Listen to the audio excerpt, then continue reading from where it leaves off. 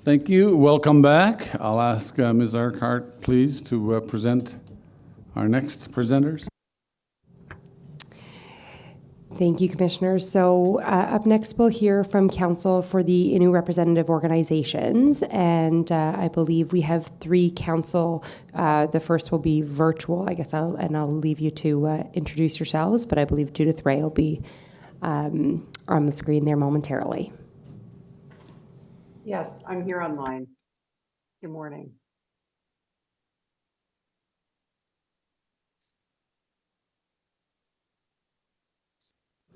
Good morning, and please go right into it. Okay, and can you hear me okay in the room?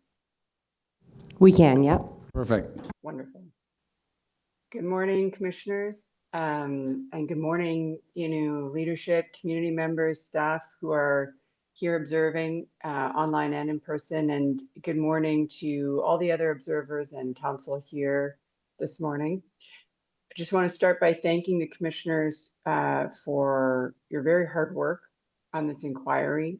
It's been a big process and an important process, and one that I know is not only demanding on your time and all your brain power, but also your heart. And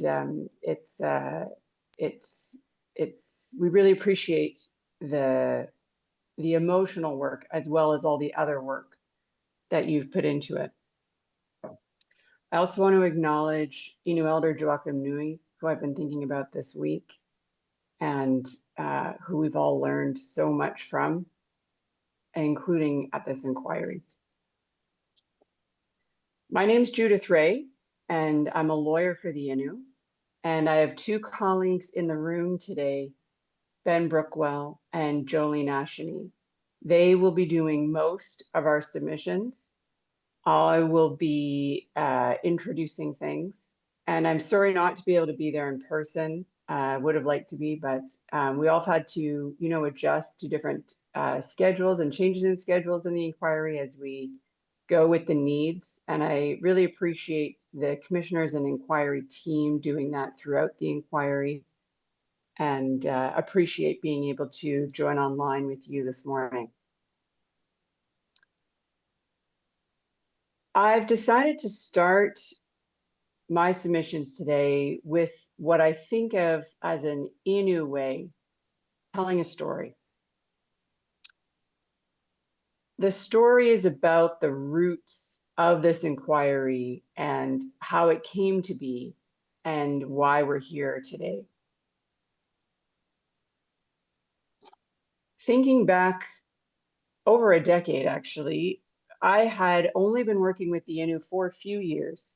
I was still a fairly new lawyer when Jack Panashwe reached out to me. He was the director of social health at Chehashi Innu First Nation at the time, and he wanted to discuss the MOUs. These were the 2012 MOUs, just signed not long before he reached out to me. They were the first generation of agreements on child and family services that were signed between the Innu and the province. So I can't recall exactly, but I'm guessing it was around 2012 or 2013, around that time. We started working together, and it became clear that although the MOUs had come about based on Innu requests and had good intentions, they had been written without Innu input, and they were not meeting Innu needs. Working with Jack, we pushed for a replacement with real Innu input. Jack had already built relationships well before that with provincial child protection leaders, and despite their differences, with his advocacy, they agreed to work on a new agreement. And we started working together on what became the Working Relationship Agreement, later signed in 2015.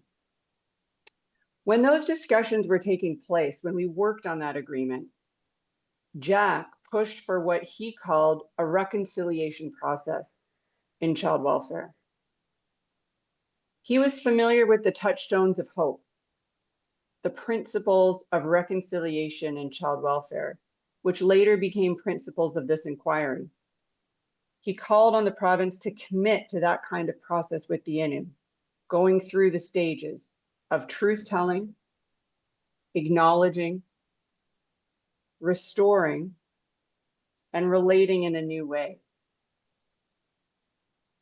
At that time, it didn't happen.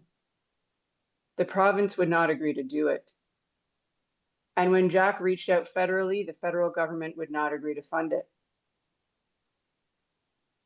But that concept was not forgotten. And for me, that's one of the places where I trace the roots of this inquiry in my understanding. The next part of my story came a couple years later, around 2016.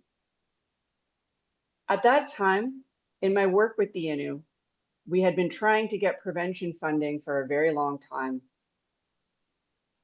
Most of that time without success and a lot of frustration. But in 2016, things were changing and prevention funding was finally about to start. So we tried to have some discussions internally about how the Innu wanted to plan their services. I remember a large group getting together in a hotel, mostly Innu, with a few non-Innu advisors or support people like myself. As the discussion got going, it shifted to Innu and Moon, as it often does, and should when an Innu discussion really gets going. Commissioner Cupie was the Grand Chief at the time.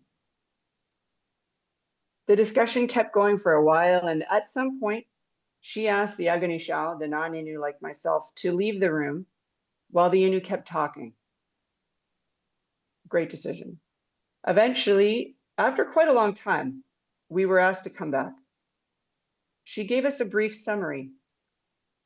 And what I remember most about it was that she explained that it was hard to plan the future when there was so much to talk about how things were going now, when all the pain that the Innu have about child welfare has not yet been processed. This experience, too, was part of the root of this inquiry in my experience. In those years, I recall also hearing about the deaths of James Poker and Kirby Mistinapio in 2015 and 2016, and seeing the tragedy that they created throughout the communities. Then came the death of Thunderheart Chakapesh in 2017. And his parents, Simeon and Ruby Chakapesh, called specifically for an inquiry. Simeon was the Deputy Grand Chief at that time. And when they called for a public inquiry, that call was supported by the other Innu leadership and led to a series of events in which the Premier at that time, Dwight Ball, agreed to an inquiry. And things got moving towards this inquiry from there. To me, these stories help explain how we got here and why this inquiry is happening. The inquiry comes from the pain of loss,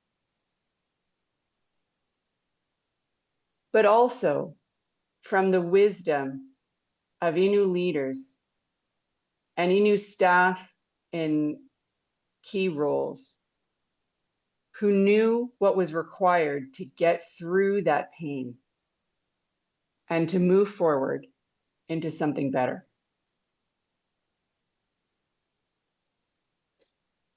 It took a long time for this inquiry to actually begin. During that time, I recall learning of the deaths of Jacob Collins, Wally Rich, and Faith Rich in 2020 and 2021. The pain has kept coming, and it has not yet stopped. But as the inquiry has progressed over these last 4 years, since starting in the spring of 2022, it has already made a difference. It has made a difference in allowing for a meaningful process to learn from the tragic deaths of the young people I have mentioned. And it has made a difference in allowing for over 100 Innu people to tell their own story, as well as in gathering all kinds of information from a variety of people to give us all a clearer picture. Those steps are important. Whether this inquiry will truly complete its aims to make the difference it was set out to do remains to be seen. We should recall the principles of the touchstones of hope: truth-telling, acknowledging, restoring, and relating.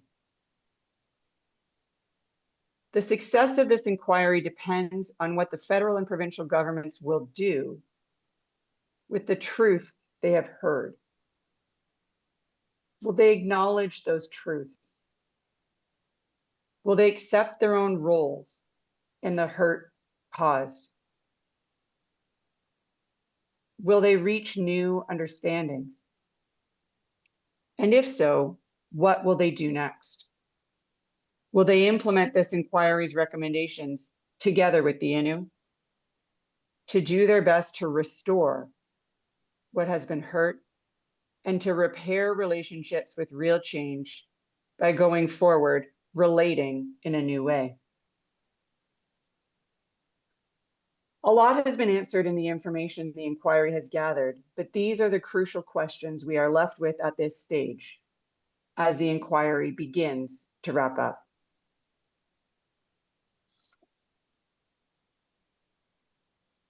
This inquiry is about Innu children.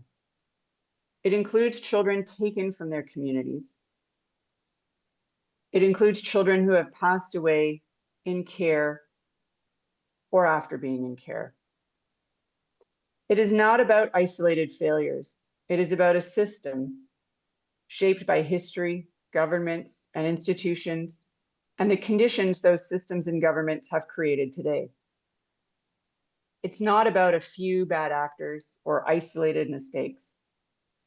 It is about systemic issues that have led to the overrepresentation of Innu children in child welfare, including in care, and the harms they have experienced while in that system. Change requires a new relationship, a new system, and full recognition of the harm done. We've heard so much in this inquiry. We heard that Innu families had strong systems of care before outside intervention in their lives. We heard those systems were disrupted, replaced, and undermined. And we've heard of a child welfare system imposed that focused mainly on removal, not prevention, that acts too late, and that disconnects children from identity, family, and community. We heard how that removal not only comes from intergenerational harm, but also causes intergenerational harm. The pattern has occurred over decades. And we've also heard of Innu's strength and the improvements that come when Innu lead their own services. Where do things need to go? At its core, it's about change in the relationship between Innu, the province, and Canada. That relationship must move towards Innu control of Innu Child and Family Services, supporting a system grounded in family, culture, community, and prevention. Important steps in that direction are already underway. But the question is whether those steps will be fully supported and sustained. The Innu organizations are bringing forward a number of recommendations. We have set those out in our written submissions, and I'm sure you've heard of recommendations in the roundtables this week. As you will see in our submissions, the recommendations are grouped to align with the three things that Innu Prevention Services has identified that each Innu child needs. Number one, to know where they will always belong. Two, to spend time in Nuchimi. And three, to have a consistent, healthy Innu adult playing a big role in their life. Each recommendation that the Innu are bringing forward is important, and we urge you as commissioners to take it seriously, and we urge all the parties to fully implement them. There is a lot that needs to change. Briefly here, can I summarize what needs to change? I will try. The recommendations draw mainly on a few themes. Number one, real commitment. Two, new levels of flexibility. Three, depth of support. And four, genuine understanding. I will go through those four with a few comments and then turn it over to my colleagues. Number one, a real commitment. Innu need partners that stand by them through thick and thin, who root for them and celebrate their success, and who step up for them in hard times with empathy and without turning to paternalism, blame, or stereotypes. There are changes that need to happen right away, but it also takes patience to see this full transition through. The relationships continue now through that transition and into the future beyond the transition itself. The Innu provincial and federal governments will all change their roles as that transition continues, but will continue to be in a government to government to government relationship in new ways. The commitment needs to be there for the long haul, with the necessary attention it deserves. Second, new levels of flexibility. Even while some people within governments want to be supportive, bureaucratic rules that are too restrictive can create enormous barriers. Flexibility does not come naturally within large governments. But to support Innu governance, especially in child and family services, new levels of flexibility are necessary. To give an example, right now, most of the funding that Innu rely on for services, and not just in child and family services, but in all of the areas that contribute to the picture of child and family services, meaning those related to well-being, such as in health, mental health, youth, and so on. It is often in very narrow boxes. These little boxes each have their own timelines and limitations. One is available for 1 year for one purpose, then it disappears. Another is available maybe for 3 years for another purpose, then it disappears. Making funding more sustainable, long-term, and consolidated is crucial. In child and family services and in other program areas that affect the drivers of child and family services, funding must meet real Innu needs, taking into account the depth of unresolved intergenerational trauma, which still remains. It needs to account for costs such as remoteness, realistic staffing needs, capital infrastructure, and the growth of services that in many cases, and certainly in child and family services, are still in very early stages of development and growth. It needs fair processes to allow for adjustment and flexibility to adapt to Innu circumstances. And that is an example, but I will just note that funding is not the only context for flexibility. Provincial rules, such as child protection rules, can be too restrictive, and they have created barriers. More flexibility is needed in provincial rules, such as policies, to adapt to Innu circumstances. Third, the depth of support. Support needs to dig deep. What is needed for real change is not easy. For both the federal and provincial governments, there are resource commitments that need to not only increase, but truly shift to a different level. One example of this is the way in which provincial services in child protection right now are not operating currently anywhere close to a reasonable range of functioning. Provincial child protection is staffed half-time. The caseload is covered half of the time, and barely that considering vacancies and turnover. No one can expect that system to succeed. Turning that system over to the Innu will set them up to fail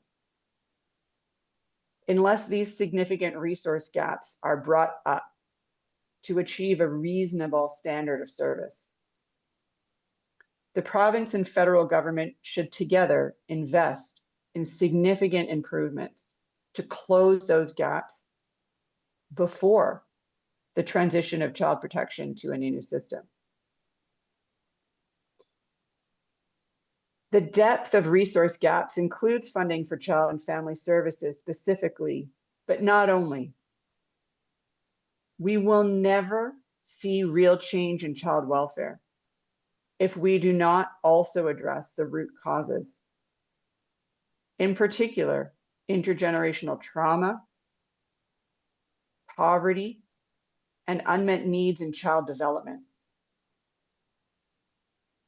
And the services that speak to those root causes, which means major improvements in healthcare, including mental health and addictions care, major improvements in foundational areas for socioeconomic well-being, such as housing and education,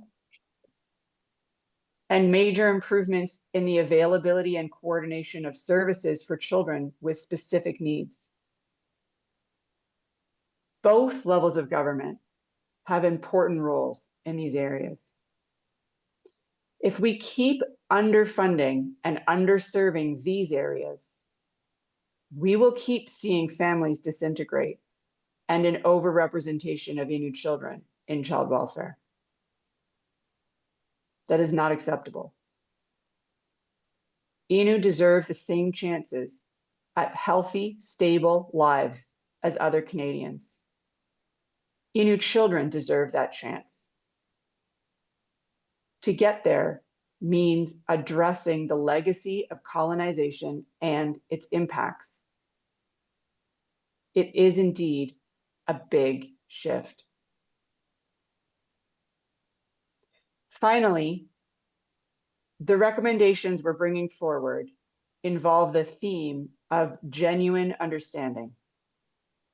Partners need open minds and to take steps to learn. The people within various parts of the federal and provincial governments working with the Innu, or who have decision-making power that affect the Innu, and I will add within associated organizations and agencies and so on, they need to know and understand the Innu.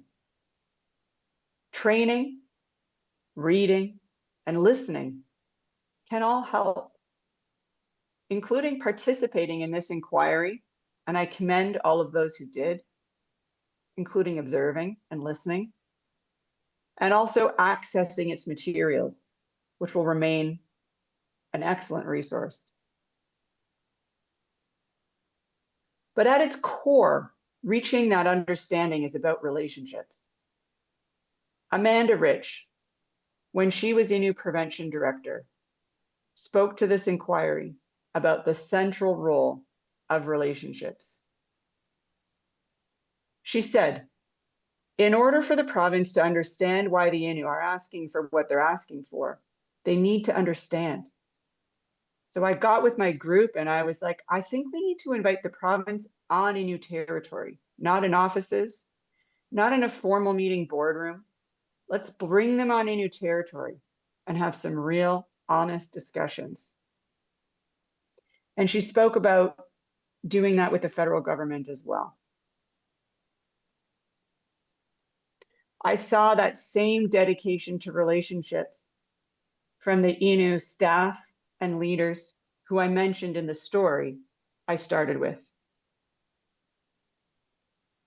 from their work years ago. Innu have invested in relationship building with both provincial and federal officials.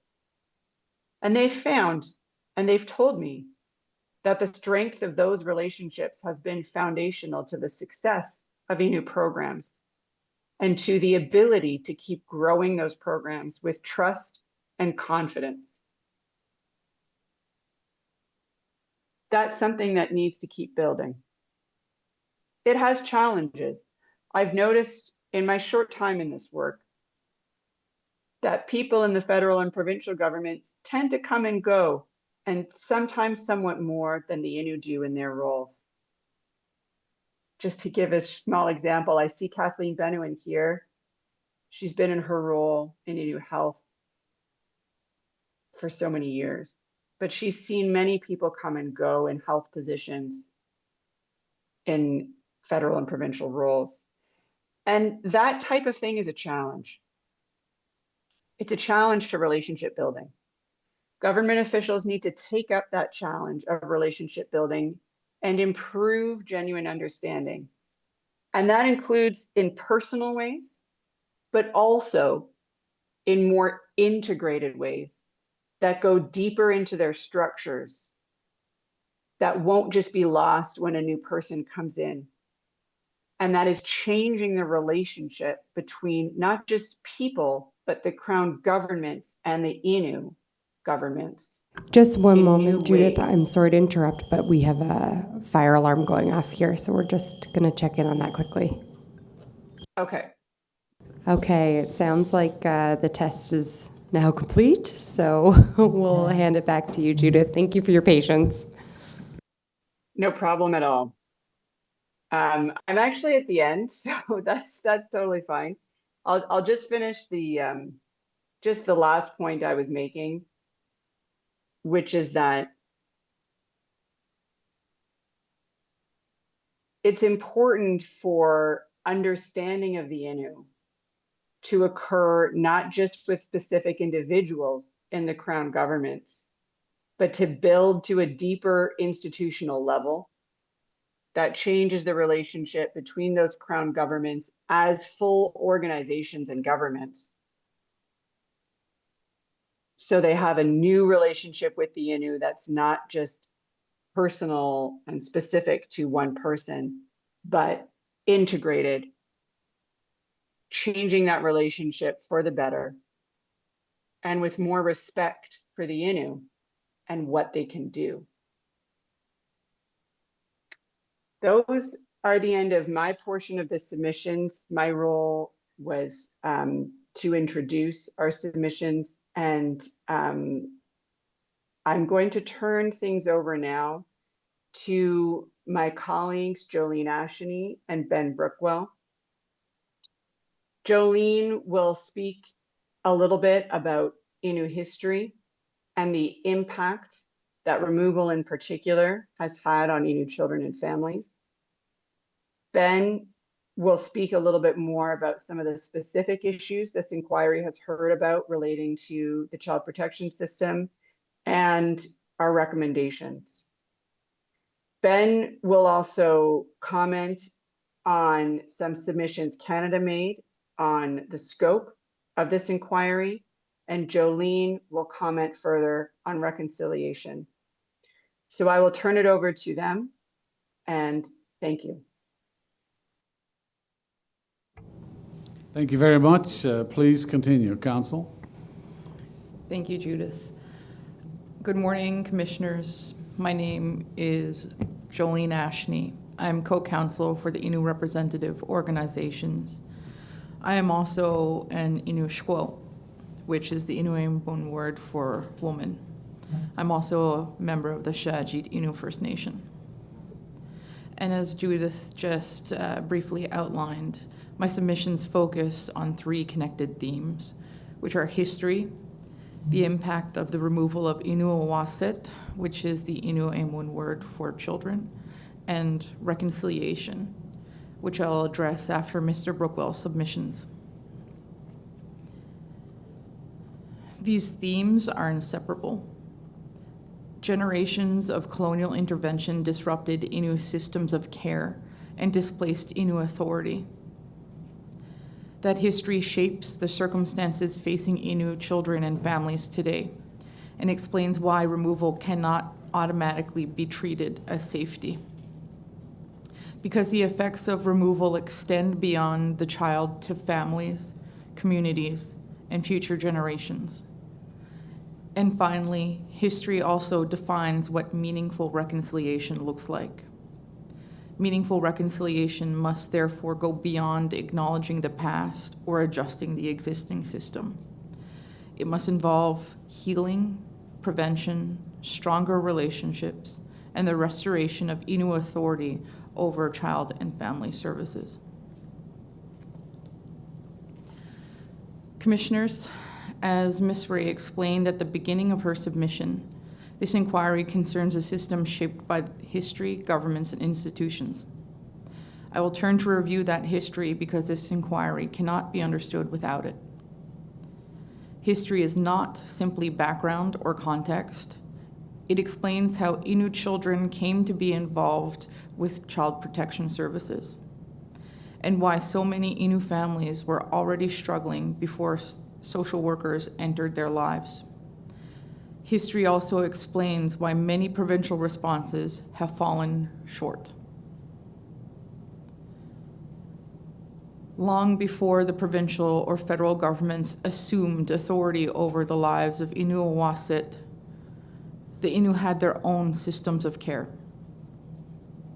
Parents, extended families, and Chanut raised a Waset together. Innu Waset learned who they were through Innu Emun, through Innu Edun, and through life in Nuchimit. They learned the skills necessary to live in relationship with the land. History also showed us that the responsibility for the well-being of Innu Waset rested within the Innu community itself.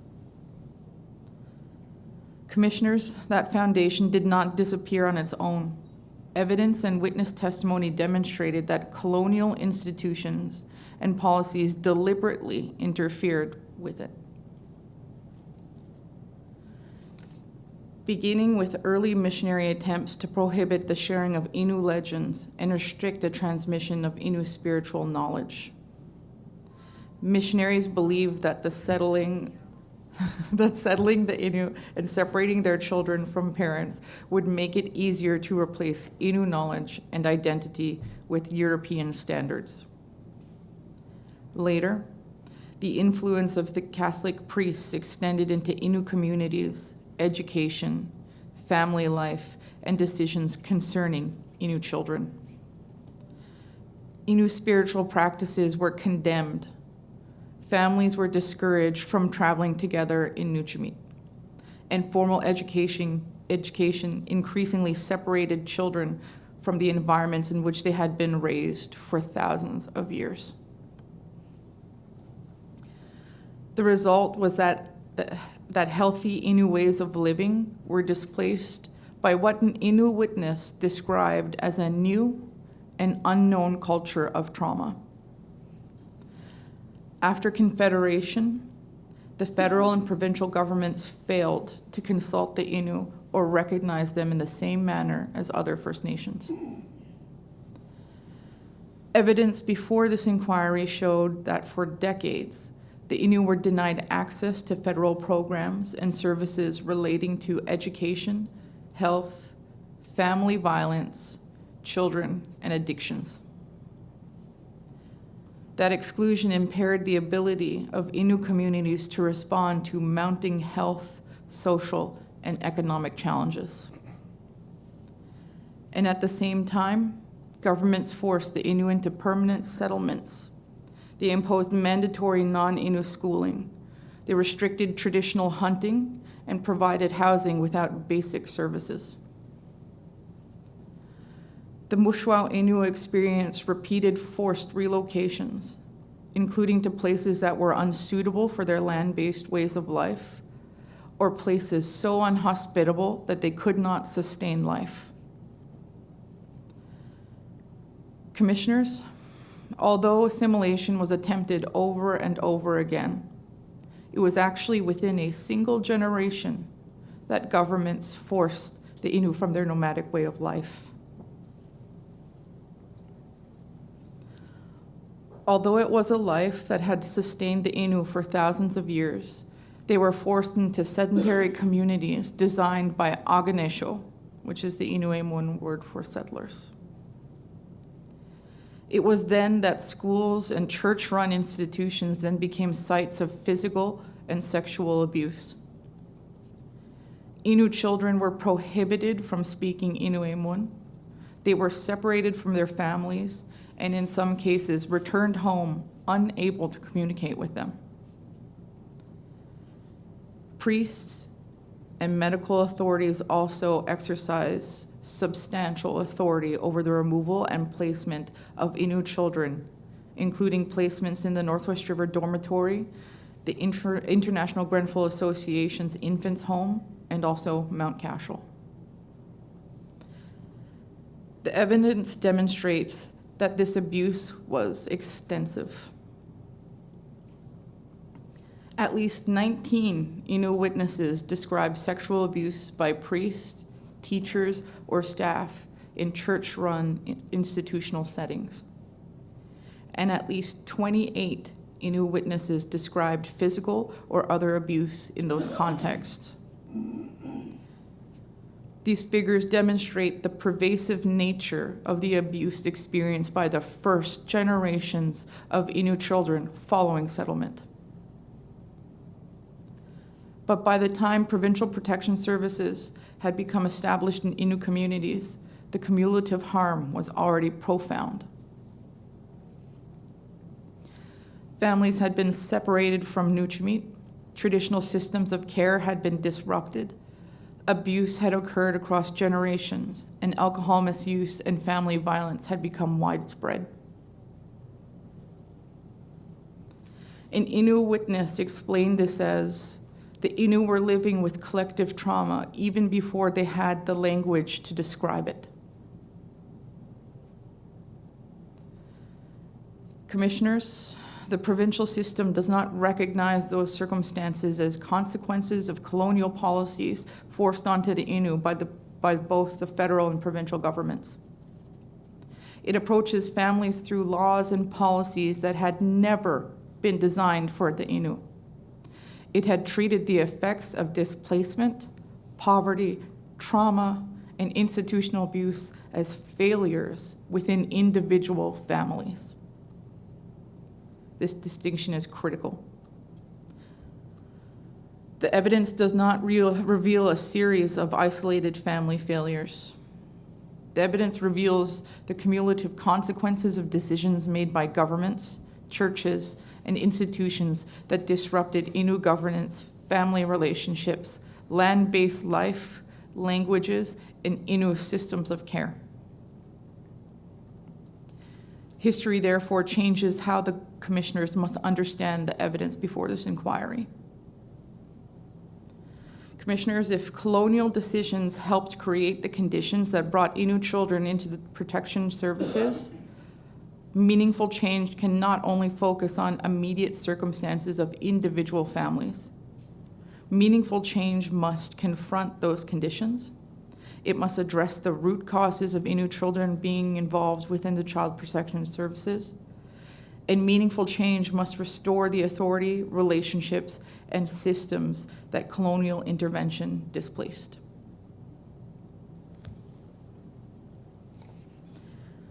Commissioners, the consequences of those conditions are reflected in the experiences shared throughout this inquiry.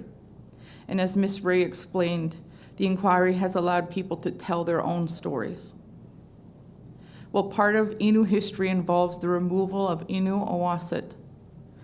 And one of the clearest and most consistent messages from Innu testimony was that Innu Owasit should not be removed from their communities.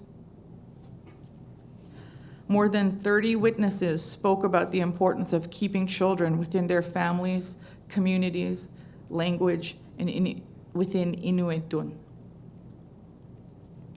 And that message came from people who had been removed as children, parents whose children were taken, siblings, and grandparents who witnessed those consequences.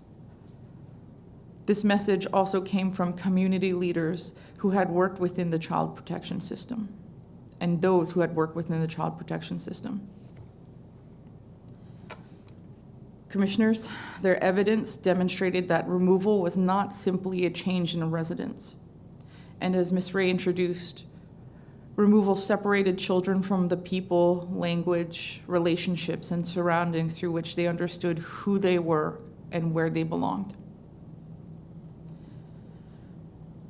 For an Innu child, removal can mean separation from parents, siblings, grandparents, extended family, community, Inuemun, Inuitun, and Nitasinan. Commissioners, these are not secondary considerations. They are central to a child's safety, identity, and healthy development. The provincial child care system has historically looked narrowly for risk within the parental home. It has not adequately considered the risk created by its own intervention. Removal may appear to provide immediate physical safety, while creating other serious risks for the loss of relationships, languages, place, and identity. Commissioners, provincial child protection services did not consistently understand these losses as matters of safety. This inquiry also heard that removal often failed to protect Innu children from physical harm. Children experienced abuse in residential schools, dormitories, foster homes, group homes, and youth facilities. Separation made children particularly vulnerable when they were placed among people who did not share their language or cultural background, and when they had no trusted adult to whom they could disclose to what was happening. Commissioners, at least 32 witnesses described sexual abuse experienced by themselves or a close family member following separation from family or community. And at least 13 of those accounts involved foster homes, group homes, or youth facilities connected to provincial intervention. These numbers are not complete, but they demonstrate the seriousness and prevalence of harms described throughout this inquiry. They also demonstrate why removal cannot automatically be equated as safety. Removal also caused profound emotional harm, even where the placement itself may have been physically safe, because children struggled to understand why they had been taken. They also lost consistent caregivers and the relationships that gave them a sense of security, connection, self-worth, and belonging. The evidence linked these experiences to anxiety, depression, substance abuse, self-harm, and suicide risk during or after care. Commissioners, the 6 death investigations provide the most tragic examples of these risks. Each involved an Innu youth who had entered care and later died. Their experiences demonstrate why safety cannot be understood only as removal from the parental home. Safety must also include the child's emotional well-being, identity, relationships, special needs, and continuing connection to family and community. The effects of removal frequently continued into adulthood. Former children in care describe struggling with relationships, identity, self-worth, and parenting. And in particular, one Innu witness described not believing that she could be a mother and feeling that she was a nobody. So, Commissioners, the consequences therefore did not end when a child returned home or aged out of care. Removal traveled with children into adulthood. It affected their relationships with their families, their confidence as parents, and in some cases, the experiences of their own children. Commissioners, the evidence and witness testimony also revealed that the removal of Innu Owasit did not only affect those children, it affected their parents, extended families, and the entire community. Removal caused pain to parents, siblings, and extended families. Parents described grief, shame, helplessness, and psychological harm, particularly when children were placed far away and families received little to no information about them. And in some cases, parents did not know that their child had been even placed outside of the province. The inquiry heard this message from grandparents, siblings, leaders, service providers, and former children in care, whom witnessed how removals affected relationships throughout the community and weakened the connections through which children traditionally learned language, Inuitun, and family responsibilities. The impact on parents also affected the possibility of reunification because re-traumatizing a parent makes healing more difficult. And when the healing process becomes less likely, reunification may also become less likely. Therefore, parent well-being and child well-being cannot be treated as entirely separate. They remain interconnected over the course of a child's life. Commissioners, removal became more than a response to family difficulties. It became another means through which separation, trauma, and loss were carried into the next generation. And when children are removed, opportunities to learn from parents, grandparents, and Chanut are lost. The role of Chanut as teachers is weakened, and the transmission of land-based knowledge, family responsibilities, and Innu history is interrupted. Commissioners, these harms accumulate. A child who grows up away from family may return without the language or relationships needed to fully participate in community life. And that child may later struggle to pass those connections onto their very own children. And over time, repeated removal can weaken the very family and community networks that child protection should be working to strengthen. The effects also extended into community confidence, because for generations, colonial institutions treated Innu ways of living and raising children as inferior. Missionaries, schools, governments displaced Innu authority and imposed outside systems in its place. This created divisions within communities regarding the value of Innu knowledge and undermined confidence in Innu systems of care. Repeated intervention also created deep distrust of government institutions. And by the time provincial protection services entered into communities, families had already experienced harmful interventions by priests, schools, and governments. Families therefore learned to distrust non-Innu officials, including those who controlled access to financial support and had the authority to remove their children. This distrust was not evidence that families did not care about their children or did not want help. Commissioners, it reflected lived experience because for many Innu families, asking for help carried the fear that an outside authority would judge them, misunderstand their circumstances, or even take their children away. The community impact must also be understood as collective and intergenerational trauma. The written submissions describe how by the time Child Protection Services became established, pain was already present across families and was being passed on to their children. And later, removals often re-traumatized parents who had themselves experienced separation, institutional abuse, or loss. Understanding Innu history and the causes and effects of intergenerational trauma is essential, not only for child protection workers, service providers, and governments, but also for community members seeking to understand their own experiences and pursue healing. The broader lesson is that well-being is interconnected. A child's well-being depends upon the well-being of parents, family, and community. A system that separates the child from the wider network without supporting its healing may respond to an immediate concern while making long-term safety and reunification more difficult.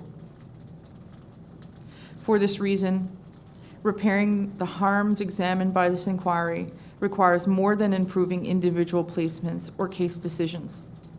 It requires investment in families, housing, healing, language, reconnection with Inuitun, education, prevention, land-based programming, and community systems of care. I am now going to turn things over to Mr. Brookwell for his portion of the submissions.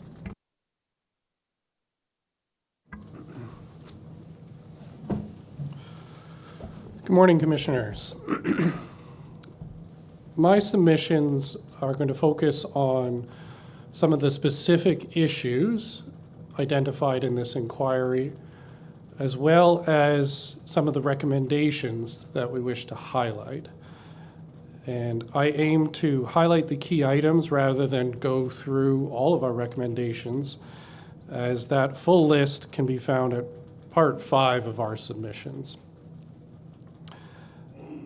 As Ms. Ray noted this morning, I'll also speak about what was covered in the written submissions by Canada about the scope of the inquiry.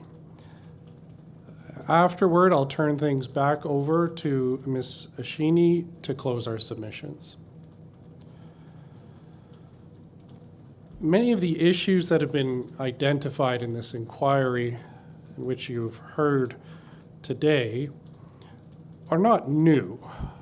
Underfunding of services, staff shortages, rigid approaches to programs, and the multifaceted impact of colonialism on the Innu are all issues that Innu have raised on many occasions.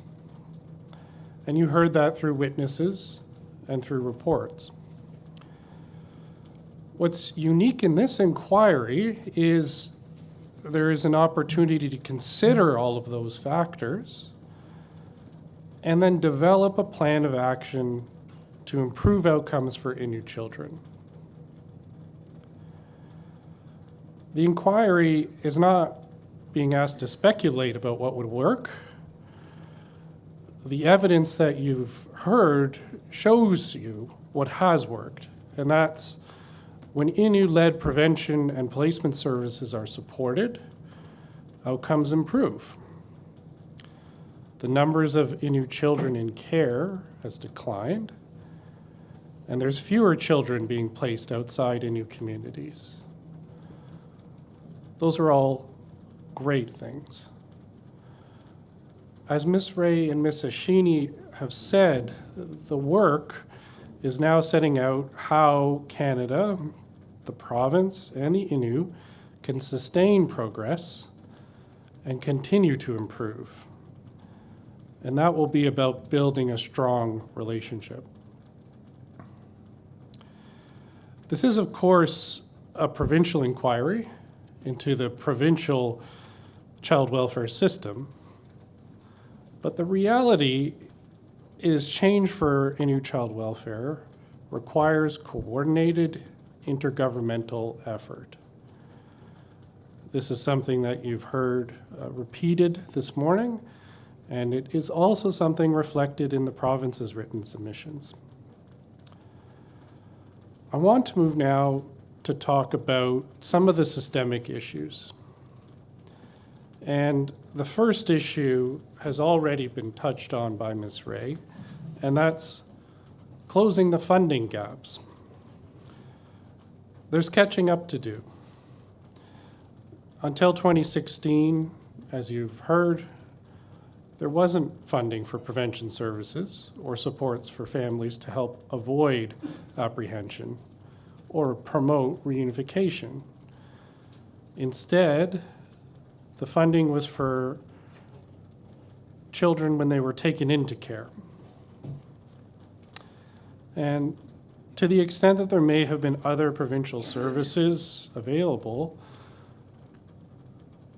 the results show us that that didn't fill the gap of an absence of prevention funding. And that has a lasting impact. So there has been improvement, as I've said, with federal funding now coming for Innu prevention services. But there are still areas for improvement. One of the biggest areas is capital infrastructure. We've spoken a lot about the need for more staff, which is very important, and services. But for staff to do their work and for services to function, you need space. And so investments in capital infrastructure is a key recommendation that we have in our submissions. And this is for program space, transitional housing for youth leaving care, staff accommodations, and adequate placement buildings in both communities. These pieces are essential. And to build off of something that Ms. Ray described this morning, capital often ends up in a separate box. There'll be a box for services and funding for maintenance, and capital ends up someplace else. And that means separate applications, separate sets of reporting. These need to be looked at together because they interrelate. The other piece about funding that I want to touch on is building a little bit on what Mr. Fitzgerald said this morning. There's going to be a transition, but there also will be growth, and there will be growth in prevention services being provided by Innu. That has to be planned for now, not when it happens. There needs to be coordinated work between the province, Canada, and the Innu to project those budgets on what needs will be 1, 2, 3, and 5 years down the road, because it's too late to do that when the needs have already arose.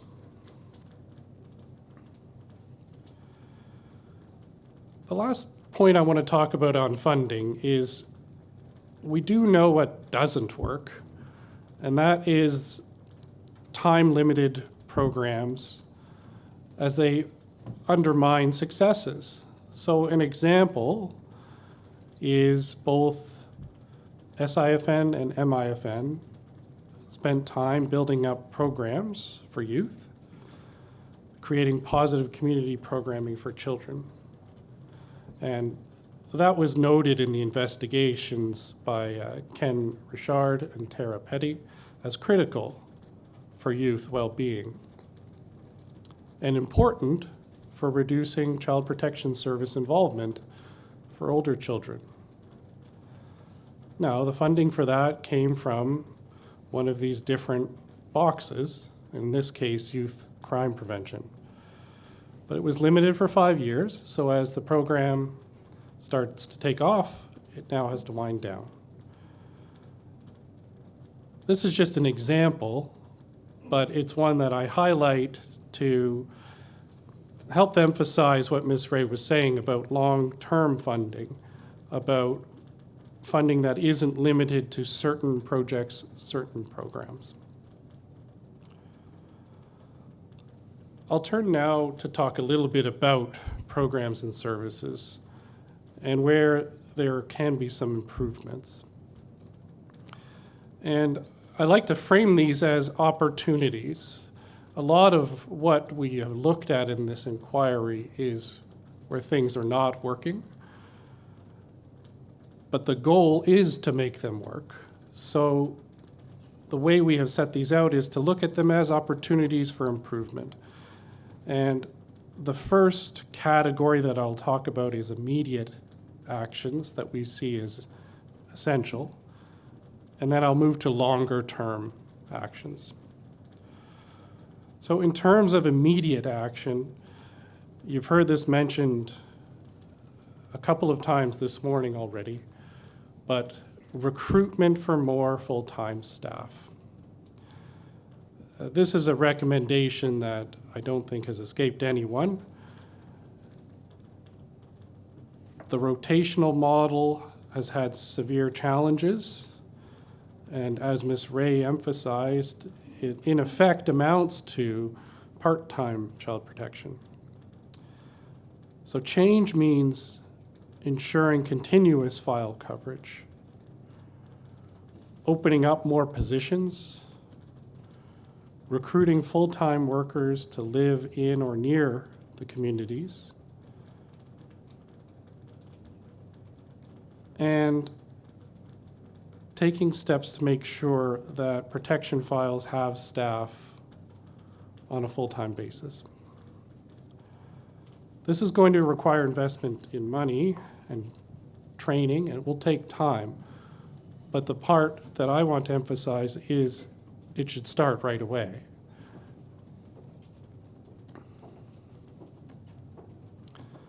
The other immediate step is to expand services for youth leaving care.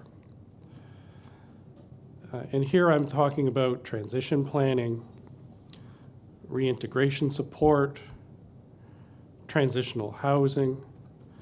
These all need to be priorities, because youth leaving care without these supports are being left vulnerable at a critical time. And I want to build off of what Mr. Fitzgerald suggested, which is that they also include families, not just the youth. We agree with that approach. It does need to be a holistic effort.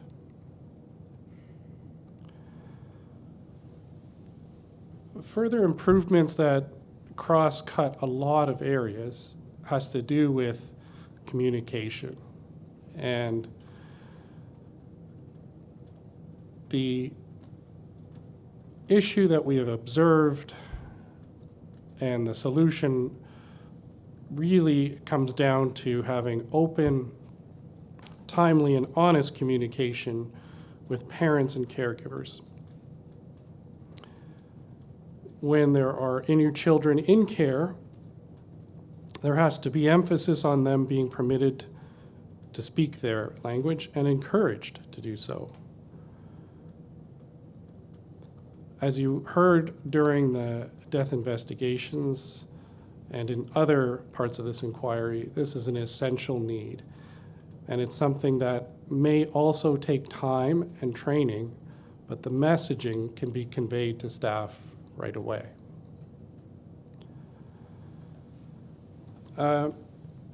Another point or issue that we see as immediate has to do with support of Innu placements. And the message we want to convey is to strengthen family and community-based care and taking a more flexible look at standards and record checks so that community options can be fully explored before an out-of-community placement is considered.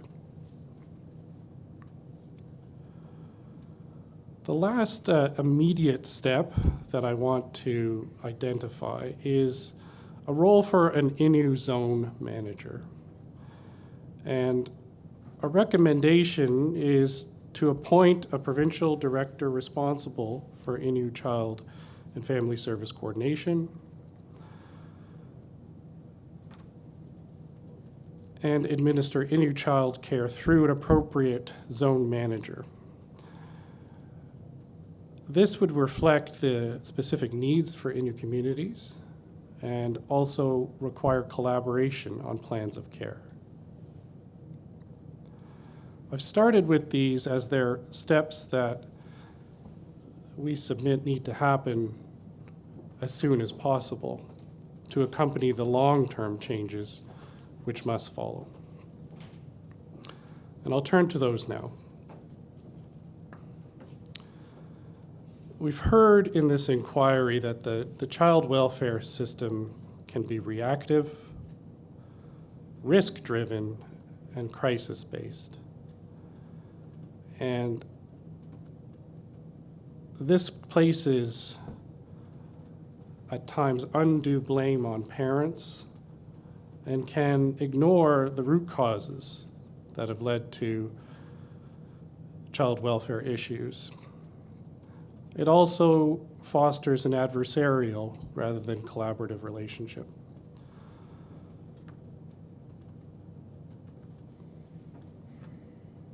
The other issue that needs to be considered for ongoing change has to do with the risk criteria considered in child protection.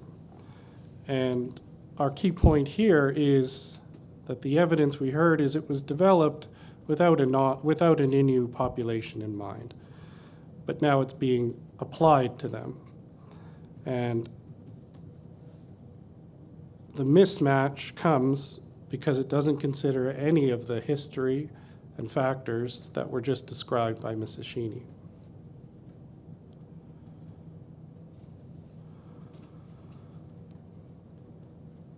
A third issue that is systemic-wise, and I will turn to some of our suggestions on these in a moment, but I want to identify the issues, that came up is disempowerment of Innu parents, caregivers, children, and youth. And we heard throughout the inquiry of examples of families being excluded from case planning, placement decisions, treatment decisions, and these can lead to serious consequences, including a situation where parents may be signing paperwork that they don't understand. Tied to this is services are primarily delivered in English to communicate with families whose first language is Innu. And that creates an additional barrier of inclusion, which I'll come to when we get to the longer term recommendations. The final issue I wanted to highlight of a systemic nature is the access to justice, which compounds many of these items that we've gone through. These were identified in former Judge Bill English's report. And the key items he flagged were access to legal aid, the shortages of counsel and interpretation services, ineffective timelines, and the lack of community-based hearing spaces. So I will now turn to some of the suggestions that we want to highlight to address some of these issues. And to revisit that, for any of this to work, intergovernmental action is required. It's not just a provincial problem. So the first, which again I flag as an opportunity, is, as mentioned by my colleagues, funding for community-based, land-based services as a core service, not as something that's an extra. And this would include youth programming, parenting support, mental health and addiction services, and land-based programs. We've heard regularly how important all of these are for healing, and it has to be a central plank of a child welfare service for Innu.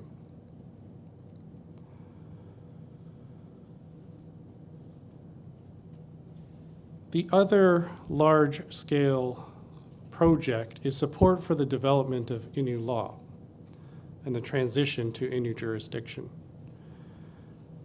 And that, as you have heard, is long-term. It will take time. But we're highlighting it here as something that the federal government, the provincial government, and the Innu will have to have ongoing engagement after this inquiry is done to make a reality and to look at the supports in the transition, as Mr. Fitzgerald flagged. Part of the long-term work is also about developing people. And an item that I've already touched on is the shortages of staff to provide some of these services. And one of our key recommendations is to support the development of an Innu workforce, which means creating opportunities to hire Innu for support roles, building networks for education and training, including counseling, social work, mental health, and interpretive services. Ultimately, the system will work best when it's administered by the people who live in the communities and who know the Innu. And this is a step that Innu are ready for now. It's about setting up the success, and that is a question of coordination between different levels of government. Another long-term item that I wish to flag is supporting Innu-led data collection and reporting. A persistent and ongoing challenge in the inquiry is getting access to complete and up-to-date information about children in care, available staff, incident reports, and other key indicators. This is something that needs attention in the long term when we look to transitioning care and jurisdiction to Innu. To take over a system with large information gaps is setting up a catastrophe down the road. We want to make sure that that information is available and that there is coordination between the different governments to have a comprehensive and secure database. There's two further long-term projects that I will speak to before commenting on an overall approach. And the first of those is two pilot programs suggested by former Judge English.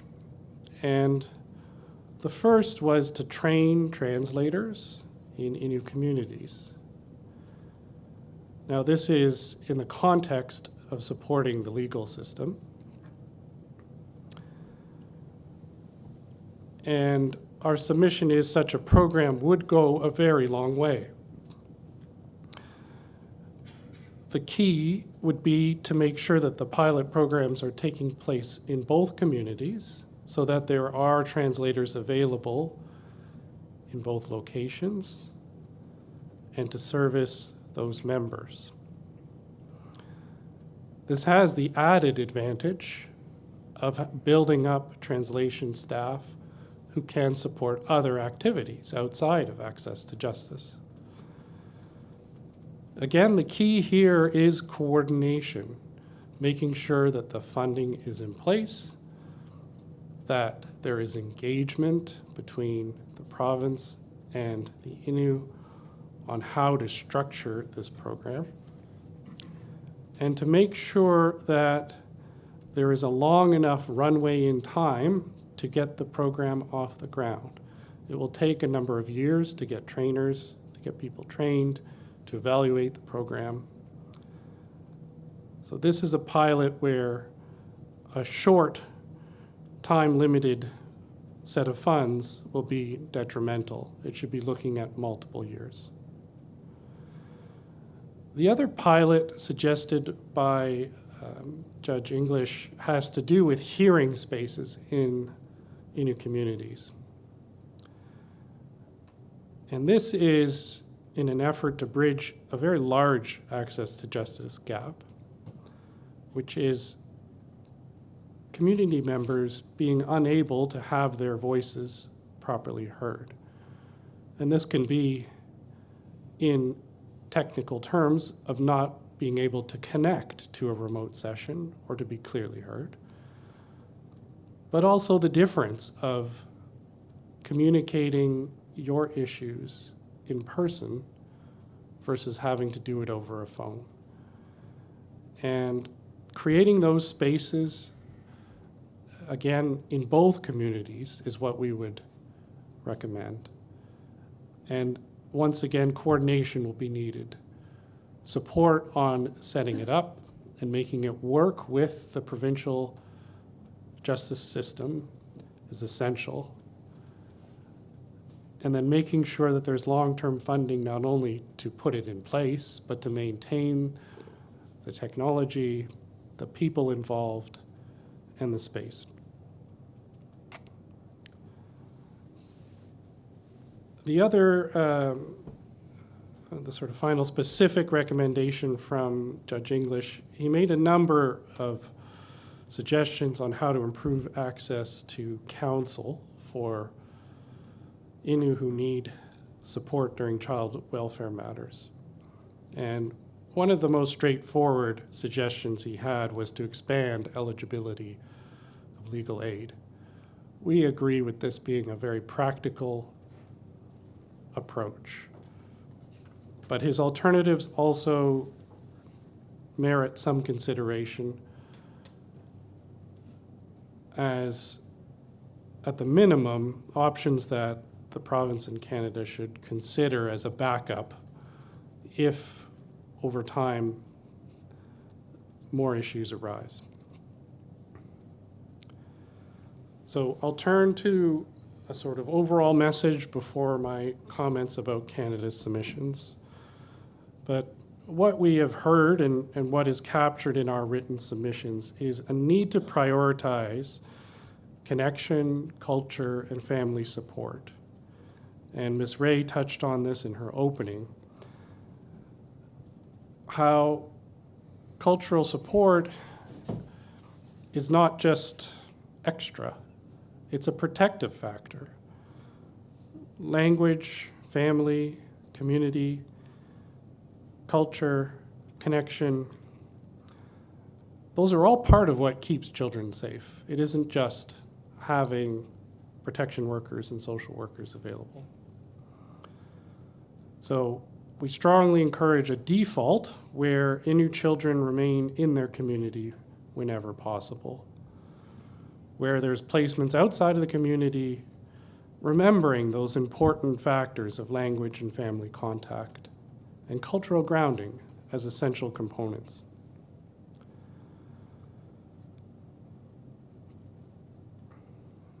And finally on this, that families cannot be forgotten in our activity. Caregivers need to be supported as well, and they need to have the information they need to make decisions about children in care. The balance of our recommendations and many of the detail of what I've touched on are in our written submissions. So I will leave it there on that component. And I want to turn now to a part of Canada's written submission which addressed the scope of the inquiry.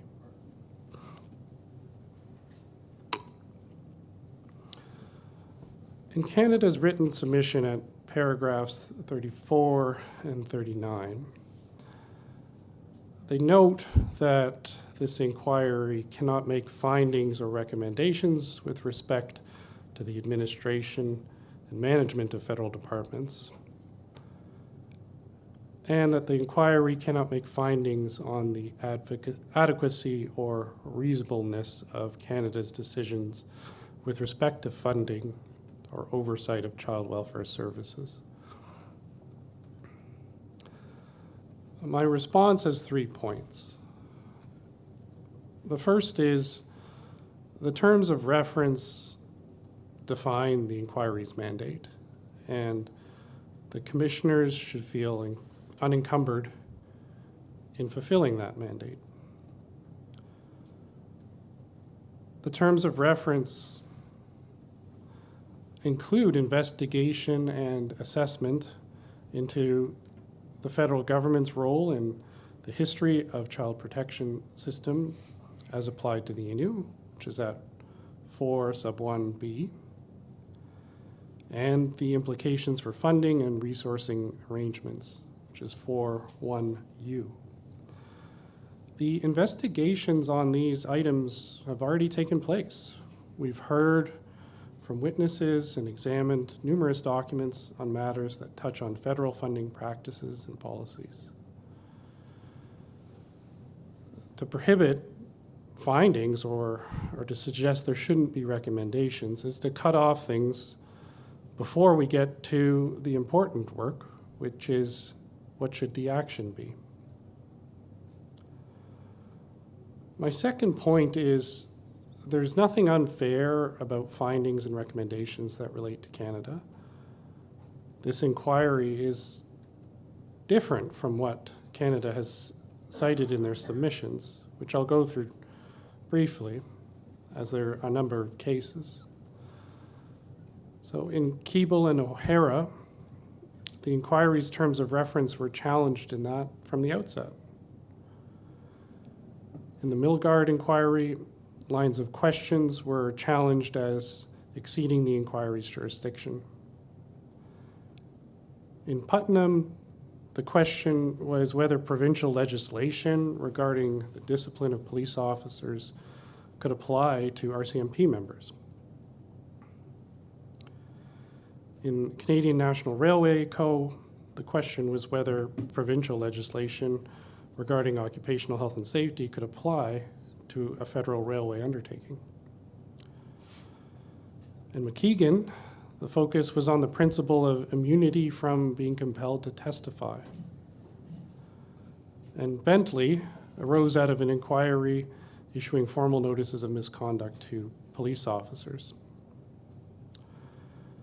In this inquiry, Canada has participated fully as a party. It's produced witnesses, as I've said, examined others. It has produced and reviewed thousands of documents. We're not dealing with notices of misconduct at this time. And Canada did not challenge the terms of reference, which have been in place for many years. It's not objected to its witnesses being examined or certain lines of questioning. My point is, after a long participation in this project and having recognized in their submissions the importance of continued intergovernmental collaboration, I submit that we should welcome the insight that this inquiry may provide about Canada and not be restrained in considering findings and recommendations. My final point about this is the reality for supporting Indigenous children and families in child welfare is that it engages the province and it engages Canada. And this was acknowledged in the C-92 reference case, which is in Canada's submission starting at paragraph 19. But just for handiness, the reference is 2024 SCC 5. And I'm going to read out what was at paragraph 99. Child welfare in the Indigenous context is not only a field in which Parliament and the provinces can act, but also one in which concerted action by them is necessary. The importance of cooperation in this area between these two levels of government is illustrated, for example, by Jordan's principle, according to which intergovernmental disputes may not interfere with the right of Indigenous children to access the same services as other children in Canada. With regard to such disputes, the Truth and Reconciliation Commission noted that the federal government and the provincial governments have historically tended to shift responsibility for Indigenous child welfare services to one another.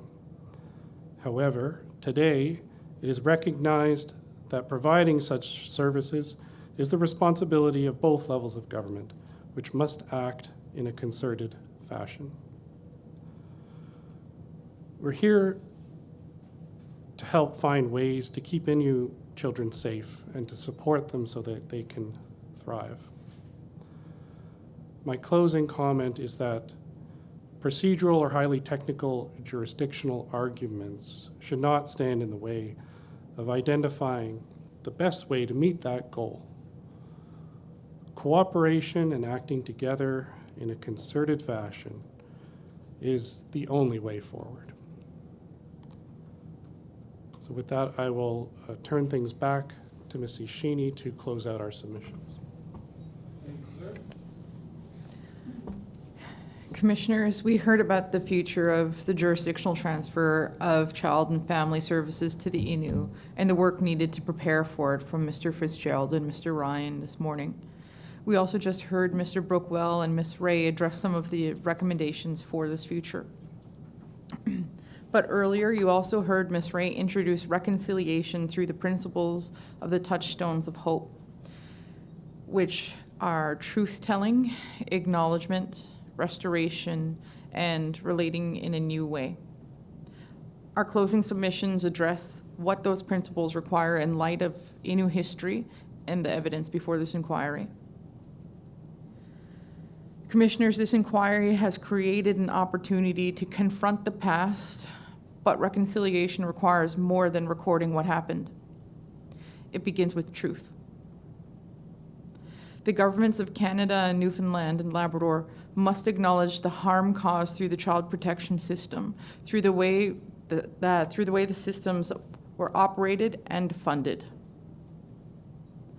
and also through the broader colonial actions that contributed to the intergenerational trauma underlying the involvement of so many Innu families and children with that system. Acknowledgement matters because the failure to acknowledge past harms compounds them. Commissioners, it sends a message that Innu experiences were not believed, were not considered significant, and not worthy of response. It also makes healing more difficult for families and later generations. Reconciliation therefore requires Canada and the province to acknowledge and apologize for their respective roles and harms experienced by Innu Owasit, including the operation of Innu day schools, the Northwest River Dormitory, placements at Mount Cashel, and the child protection system more broadly. That response must address not only individual survivors, but also the need for community healing. But commissioners, reconciliation cannot end with an apology. It must also change the relationship between governments and the Innu. That relationship must move away from unilateral direction toward partnership, mutual respect, communication, and recognition of Innu decision-making. You've heard about the future transition to Innu authority in all submissions this morning.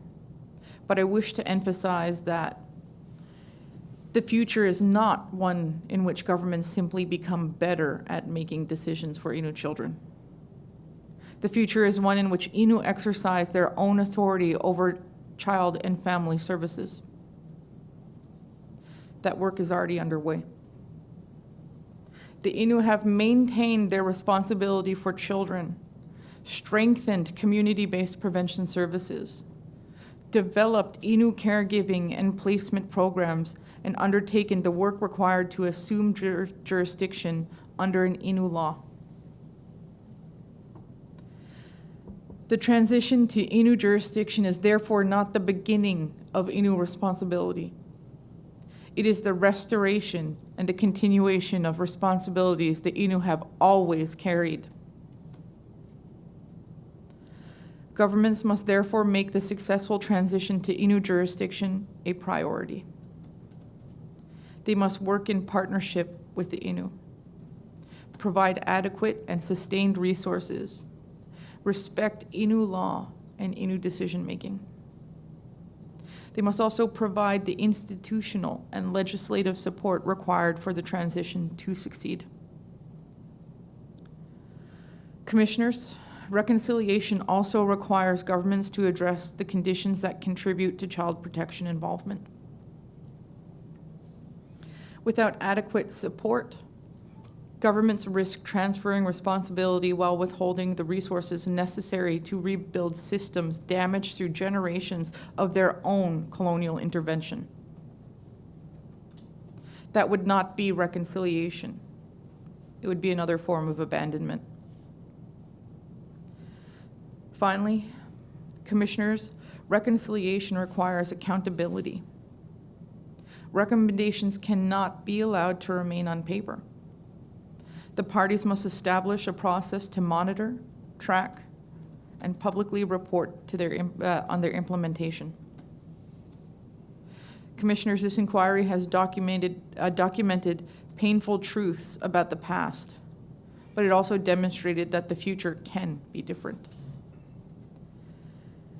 The Innu have not come before this inquiry asking governments to rebuild their systems of care for them.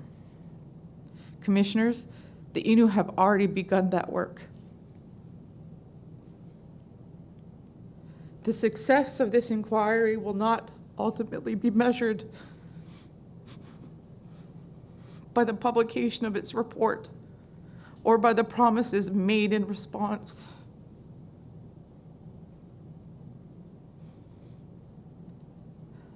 It will be measured by whether Innu children are safer,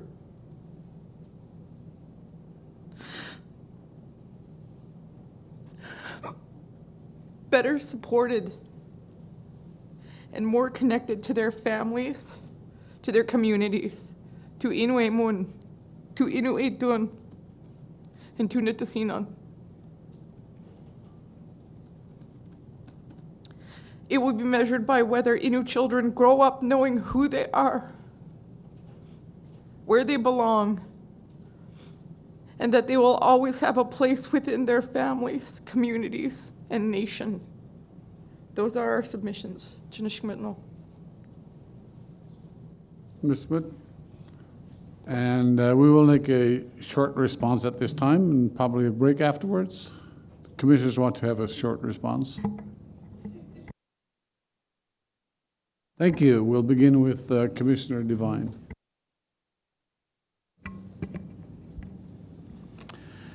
First of all, thank you to Mr. Brookwell, Mrs. Sheeny, and Ms. Ray for their submission today. And just to acknowledge and thank Mrs. Sheeny for the heartfelt closing that she just made. Certainly has touched me, and I think everybody in the room, in terms of ultimately what needs to happen.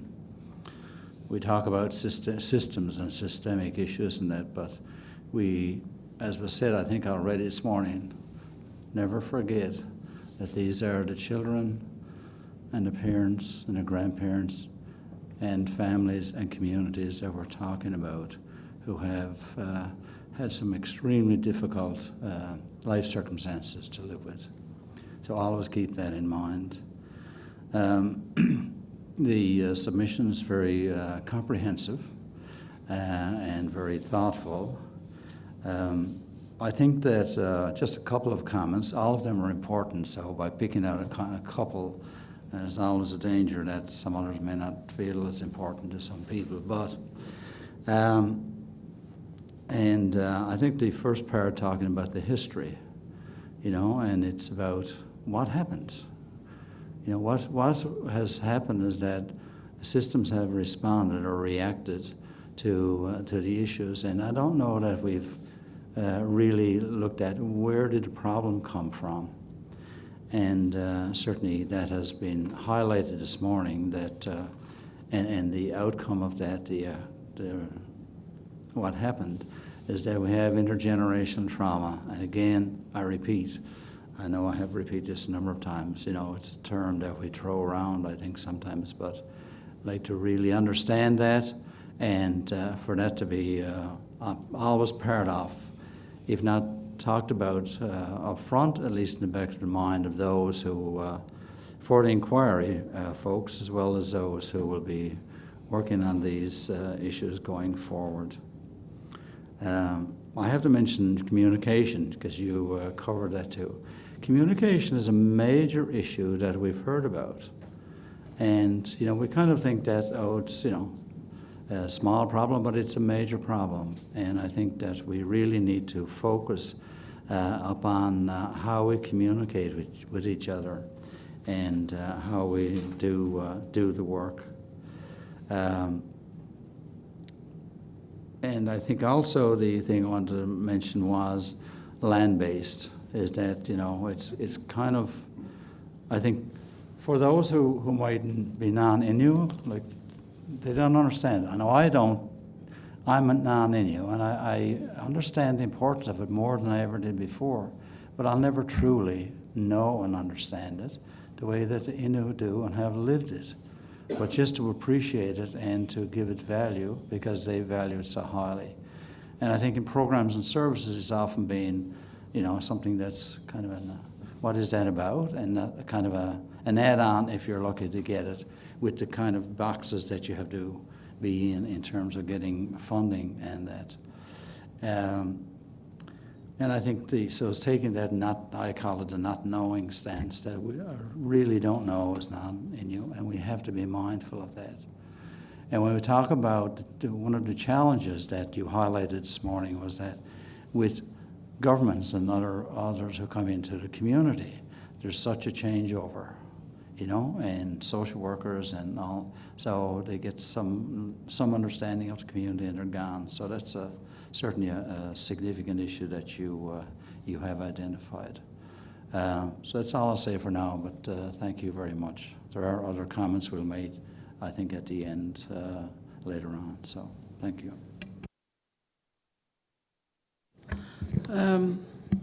I'd like to say thank you, Ben and Jolene and Judith Ray.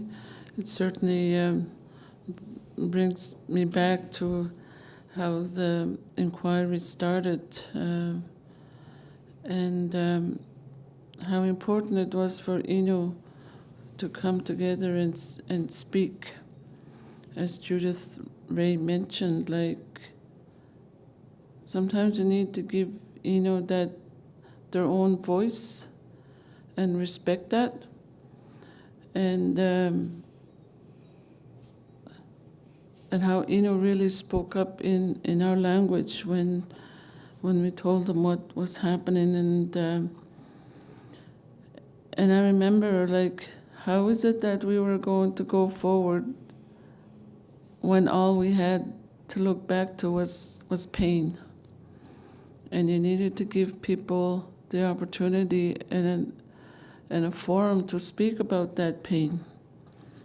And I look back on my own upbringing and the teachings I've learned. And in essence, I guess it's setting up a tent. You don't just set up a tent anywhere.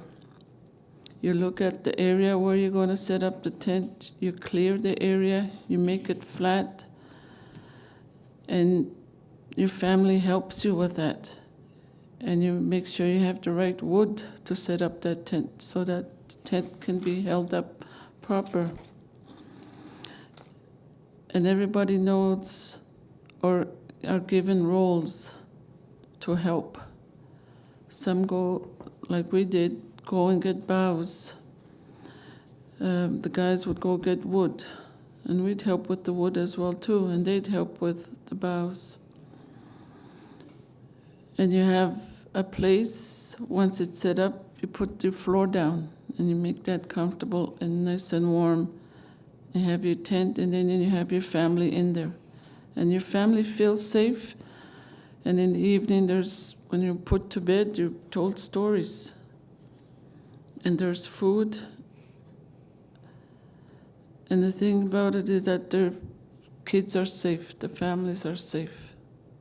There's no threats. There's no fear. And I think about that. And that was a healthy family, a healthy well-being of yourself, and that you were strong. And that you learned, you were respected early, at an early age, and you respected your parents. And that's what we learned. And then this is a very, and that's what I think about, is that the many stories behind us and the many people, people behind us and what they've endured and the healthiness that they experienced before contact.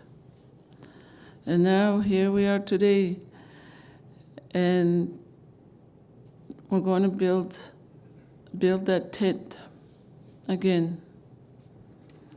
And again, that everybody will know the size of the tent, the area, how you're going to make it flat, clean it up. And then when you move on, you know what to do. So that area is set, and you know what you're going to do at your next tent setup. So everybody now has an idea of the role that they're going to play and who's going to help make that tent strong for our communities, and who's going to make it safe for everyone, that people don't live in fear anymore. And that, to me, is what I think about in my culture and in our language, and that our language will be heard for thousands of years. We have heard it and we have spoken it, and today we continue, and that our children will continue and our grandchildren will continue to speak and honor that, and that everybody will honor and respect it. Thank you. Jolene. Ms. Nastash, I really should keep quiet after that, but I'm too vain. I want to respond to OKT, not really to the content of their submission. That will come later. We'll have lots of time to comment on that, but more to the presenter, and particularly to Jolene. Just as I said that Mr. Ryan and I are connected through his mother, Jolene and I are connected through her dad. I was appointed in 1980 as a lay magistrate, and for me personally, the Merriam-Webster dictionary is clueless and ignorant of the law. So it took me time to appreciate the finer points. But as 1985 rolled around and I had finished law school and the low-level flying protests began, Daniel, Jolene's dad, was at the head, along with Ben Michel and Lucy Rose and quite a few others, but at least I think he was one of the ones arrested. Good. I thought it was going to be a legal fiction, but I'm actually telling the truth. I can see Jolene nodding her head. And all up to that point where I had been sending people on remand before their trials several times.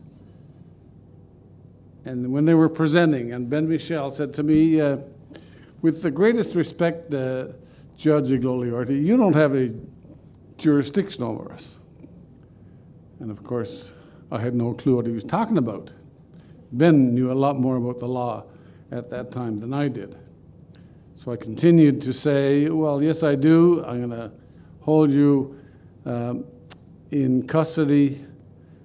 And please, I screamed in my silent mind, get a lawyer. And eventually they did, and that law firm was OKT. And I remember Mr. Olthius making an argument. And the concept was about the protesters believing that they are doing the right thing to protect the land. And he called the concept the color of right. Now, if he had said that his precedent came from Outer Mongolia and it was called the Santa Claus Protection Clause, I would have accepted it anyway. I was that ready to say to the justice system, I'm a low-level court. We need some way to make sure that it becomes an issue for a higher court than this one. And finally, thankfully, with Mr. Olthius's intervention on behalf of his clients, I was able to say, now I got something to sink my teeth into. I'll make a very short pronouncement that the individuals are not guilty of mischief. And it is from then till now that we have seen the effects of the Innu carrying through their belief in the protection of their land and their rights to the land. And now we're moving in this inquiry to protection of their linguistic heritage, their cultural heritage, and most particularly their family heritage, continuation of the family. So yes, in your submissions, we do recognize that that is being emphasized, but let me say from a personal perspective, I am grateful of the way that the history has allowed this very fortunate juncture of a young Innu lawyer to be presenting these arguments. So we'll take a break for now. Afterwards, we'll continue, and I'll just make sure that our lead counsel has a say on what's happening right now. Thank you, Commissioners. I think it'd be timely to take a break and return at 2 p.m.